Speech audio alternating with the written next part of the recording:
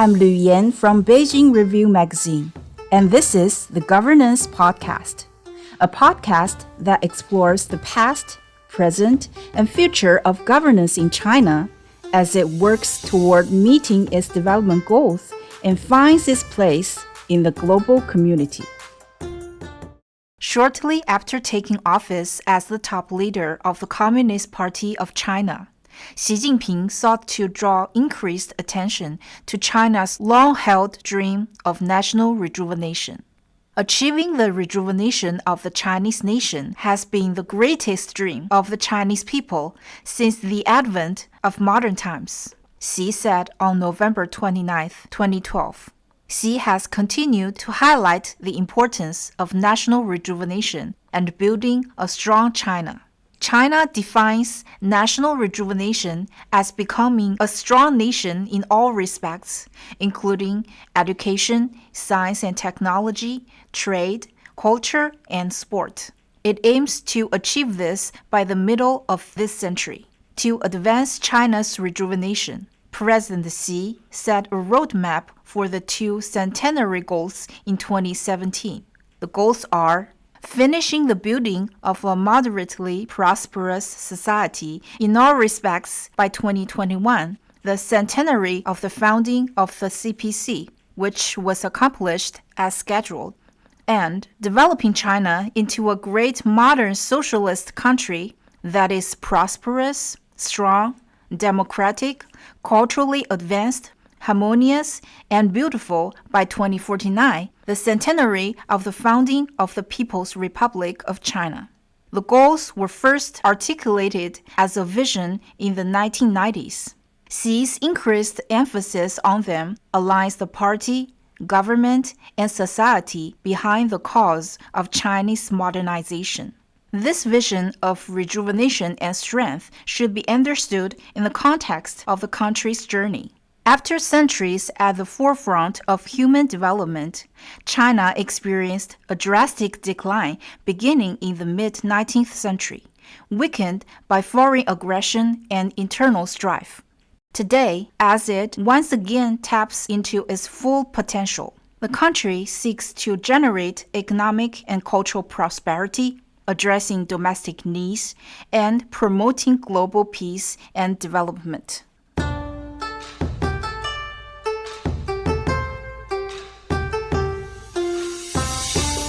Joining me for this episode of the Governance Podcast is Joseph Gregory Mahoney, a professor of politics and international relations at East China Normal University.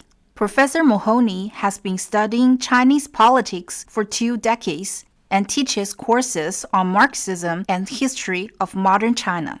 Together, we'll explore the historical background against which China seeks rejuvenation. So, Professor Mahoney, the year 1840 is seen as a major turning point in Chinese history. How do you think the events of that year impacted China's development trajectory? So the first thing we know from the study of history is that 1840 is a signal year. This is when the British begin to force, through the Opium Wars, policies on China that basically demonstrate that China is moving into a semi-colonial position, that its sovereignty and security have been effectively overrun by not only initially British interests, but also other foreign powers who will come in and, as the old saying goes, begin to carve up China like a melon.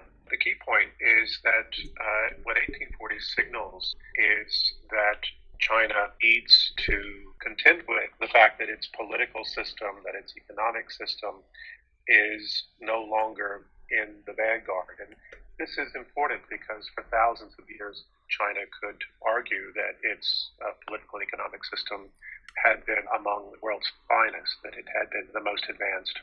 But starting in the mid-19th century, these new foreign power models, for which the UK was in the leading position, began to rewrite the world order through imperialism and colonialism. And while that went to the Middle East and Africa, the Americas, and South Asia before it finally came to Chinese shores, it did eventually come here. Now, it took some time for the Chinese to realize that their model, which was largely a civilizational model and not a national model, needed to be thoroughly reformed. After China was thrown into disarray, national rejuvenation became a dream of many, and attempts were made to return the country to a productive path forward. What factors do you believe helped the CPC succeed where others did not? There were quite a number of different groups who were starting to explore different alternatives, finding a new political solution for China. And, among these, there were groups that were looking at things like American liberal democracy. There were some who were particularly influenced by Anglo-American pragmatism. But there were also groups looking at Marxism and Marxism-Leninism, given the fact that the Bolsheviks had succeeded with the October Revolution in 1917 and established the Soviet Union. So this promoted the idea that Marxism, or indeed Marxism-Leninism, might also be a possible candidate for fixing China's problems. And we know, of course, that there was a Marxist study group at the library of Peking University, and that this was led by Li Dajiao, and working for Li was Mao Zedong, and that these figures, among others, would regularly meet and discuss Marxism. And it's there that we begin to see sort of a native Chinese attempt to rethink Marxism, to synthesize Marxism in ways that would make it perhaps useful for building China's recovery, or leading China's rejuvenation. So with that underway, we then have the foundation of the Communist Party of China in Shanghai. But the initial problem with the CPC is that although you had the early influence of Li Dajiao and Mao Zedong, who were already formulating a Chinese approach to Marxism when they were working together at the library at Peking University, that in fact the CPC would, in its first 8 or 9 years, be largely dominated by Soviet theories, and we might even say Soviet dogmatic approaches to revolution. So what the party had to do was to learn how to be Chinese, and it indeed had to learn how to reform itself. And once it learned those things, it was then capable of becoming a more effective Chinese revolutionary party. And then also this sets the foundation of the culture that would allow it to, in turn, reform China. So learning to change and reform itself was a necessary critical step so that the party could then do what was necessary to lead China's revolution. What does China's rejuvenation mean for itself? The basic idea is that China was debased starting in the 1800s, that it was knocked down by foreign powers, that it was diminished its position in world affairs. So in any event, rejuvenation means this idea that China needs to recover itself. It needs to reestablish its sovereignty and security. This was accomplished in the first 30 years of New China, largely under the leadership of Mao Zedong, but it was a collective leadership of CPC. And then during the second 30 years, of course, largely under the leadership or influence of Deng Xiaoping, China becomes wealthy, or at least increasingly economically powerful. And then in the third period, the new era, under the leadership of President Xi Jinping, we see China consolidating its position and re-emerging on the world stage as a major power. Now, this isn't to say that the National Rejuvenation Project is complete.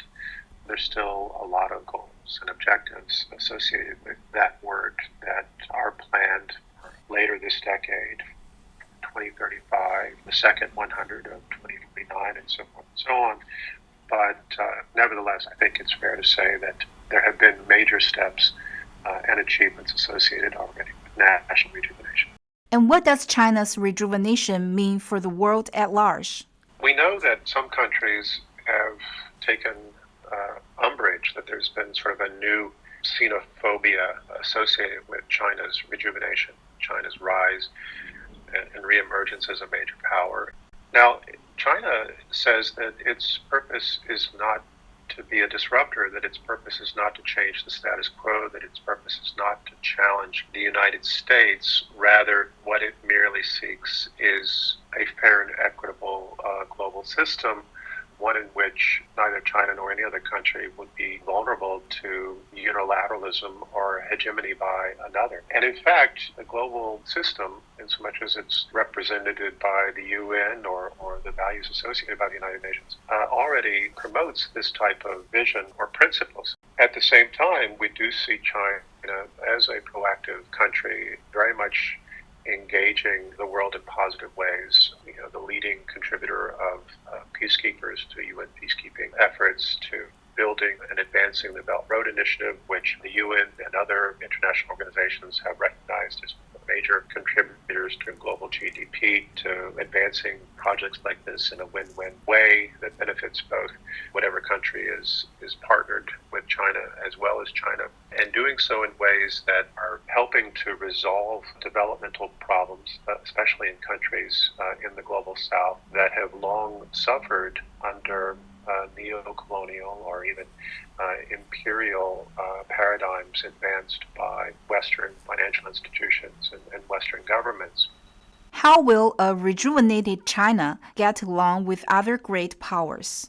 China envisions a multipolar world where there are several great powers, and that the door is open to other powers who will inevitably rise, and that the system needs to balance between these different interests and values in a way that is good for everyone.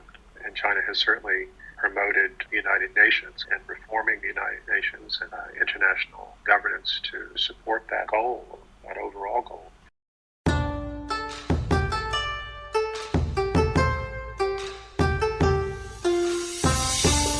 Drawing lessons from the past, China's pursuit of national rejuvenation will lead to a stronger, more prosperous future. By reviving its time-honored civilization and embracing modernization, it aims to uplift its citizens while fostering global peace and cooperation. As it works toward its development goals, China is poised to redefine its role on the global stage. Throughout this series, we'll be exploring topics related to President Xi and how governance is practiced in China. To stay up to date on the podcasts, visit the Beijing Review website, bjreview.com. Find us on YouTube or Spotify with the tag Beijing Review, or look for us where you get your podcasts. I'm Lu Yan in Beijing. Thanks for listening to the Governance Podcast. Bye for now.